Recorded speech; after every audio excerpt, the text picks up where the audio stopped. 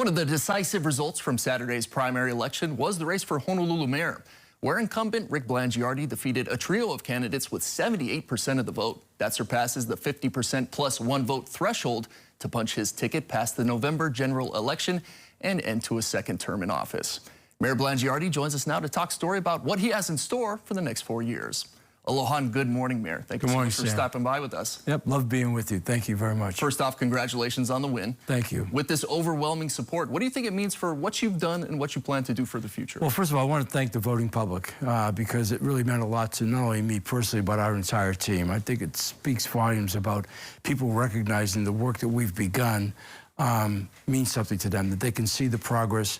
You know, we've taken it across the whole front and taking on all the tough stuff. So we're feeling really good right now. I think the fact that, candidly speaking, that we don't have to deal with a general election and all that that would entail is a good thing.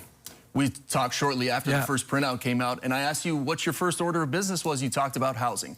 You've been aggressive in pursuing affordable housing. You said that you want to get 18,000 units online by the year 2029. Yep. What do you think that this will do for local residents? Well, it's going to help a lot. I mean, it's a combination of rentals and home ownership. But candidly speaking, the city's never been the active player that it can be in the housing sector. So we're doing a lot of things, and not the least of which is changing some of the regulations. You know, part of what drives up the cost, there are three things that drive up the cost. You know, governmental regulations, which is really skewed unfavorably towards potential buyers or even for that matter developers.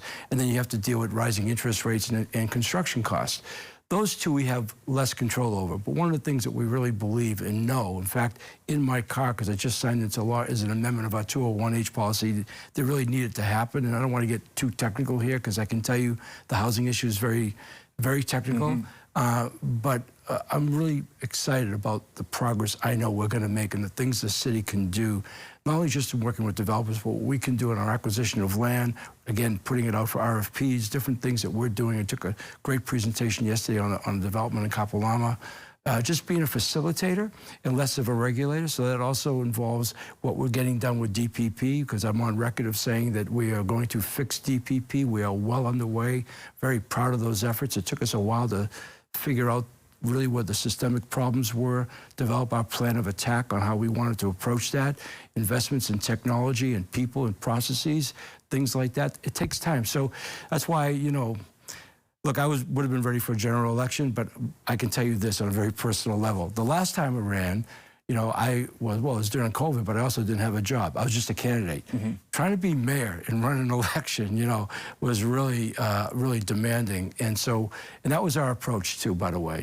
You know, I don't think it was just an accident. I think our body of work as an administration has spoken to the public, and they recognize that. But our approach was going into it this year that we didn't know who would run against us. And our plan was, out of respect for the office and the public, was to campaign as aggressively as we possibly could in our messaging and letting people know, because so much of what we're trying to do is to regain trust in local city government and at the same time build hope in our community. And by the way, a shout out to the guys from the kids in Maui today. Boy, I hope they win this thing. Oh, awesome team out there from Central Maui. Those kids are wonderful. You talk about rebuilding hope. Part of that is housing. Part of that is also crime, something that you're working on. You went and did town hall meetings across, especially West Oahu. What did you learn from those residents to help you shape your plans? Well, you know, you learn a lot. And you realize that, you know, all the districts are different and there's some different concerns, but there's some overarching priorities. And clearly public safety is precisely that. And, you know, just as I watched the report just now about this man or the bomber and, you know, the different, you know, this something goes on every single day in all municipalities. But, you know, for us right now, we're trying to make our public as safe as we possibly can. And that's no small challenge. So public safety is the overarching theme. That segues into how we deal with homelessness, the issues we face there. You know, housing is a big part of it too, from the standpoint of how people feel with respect to being secure, being able to stay here. You know, we talk a lot about the out-migration. What can we do to counter that?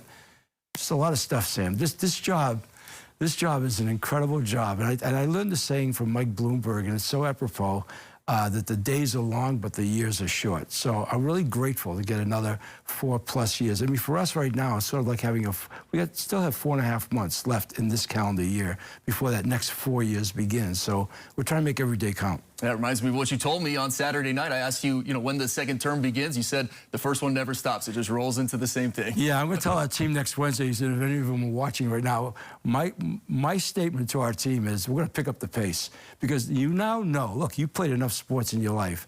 Once you know the capability of a team, it gets, from a coaching standpoint, it gets very exciting because you know that you can take them to a different level in a different place. And we need to do that for the public. I think that's the expectation. If we can deliver on all the things that we intend to deliver on, in fact, we will deliver on those, then this will have been a great ride. All right, Mayor Blangiardi, best of luck to you as you pursue that in your second term. And thank you so much for joining us this morning.